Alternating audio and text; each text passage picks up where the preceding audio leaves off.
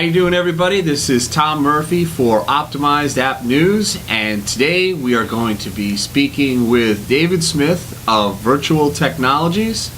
And David is a database integration expert, or you'd say a technology integration expert. And we're going to start off by asking David a question. David, why don't you tell me a little bit about what are databases in general, and what is database integration for applications? Okay, well, a database is a tool that is primarily used for organizations to organize data in a way that is relational, so that you can connect data and organize data in a way that's efficient for your organization. All right, so I guess one thing to get clear is, and we were discussing this a little bit off camera, but pretty much every application you're saying uses data. If you could tell the audience just a little bit about the difference between using in-phone data and external hosted data. Sure. Well, I'm sure everybody's familiar with the idea of your contact list in your phone, and in essence, this is a database.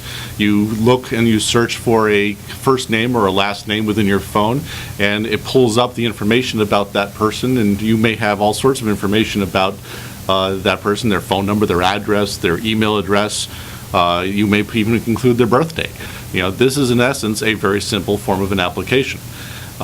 In this case, this type of data is sometimes saved on your phone, whereas other times there's access to other types of information which is not stored on your phone, but you still have access to via whatever application tools you're using. All right, so let's use some real-world examples of this. I think you and I have actually had some experience working on a few different applications. Let's take, for example, an application where somebody is, let's do two different variations, where somebody has a photography studio, and let's do two different variations, one where maybe it'd be pulling images from the phone, and one where it would be pulling data from a hosted environment. Sure. Well, in one case, we were working with an application that was a gallery, and they have pictures and all sorts of information about the art that they're putting on exhibit. So they wanted to be able to have an application that allowed users to be able to look up the art by artist, look up the art just by browsing, and also look up the art by the exhibition dates of when they were when the exhibits were being shown. So what they would do is we created a database for them that allows them to be able to sort all this information online.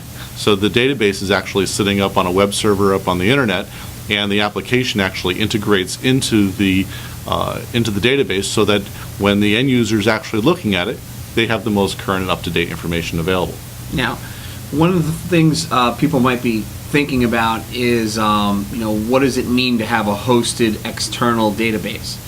I've built a couple of different applications that use hosted application databases.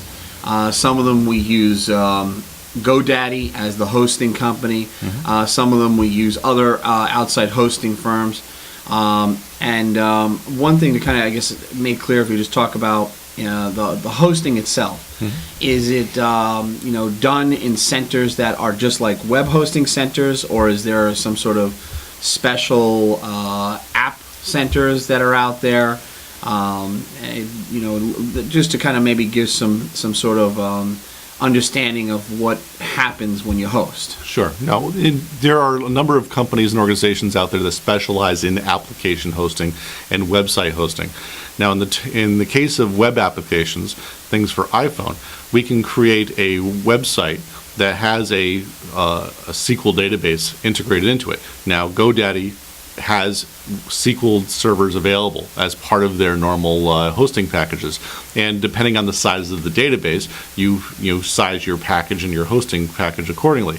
Now, this is good for small applications, but if you get into an application where you have a substantial amount of data, it may make sense for you to have your own servers, have your own hosting data center, things of that sort, but that's really only in the larger types of companies where you really need to have that type of dedicated storage.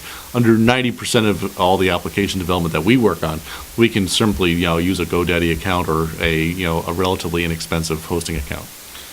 Great. And now, what are some of the major concerns that you should have when you are considering hosting for an application?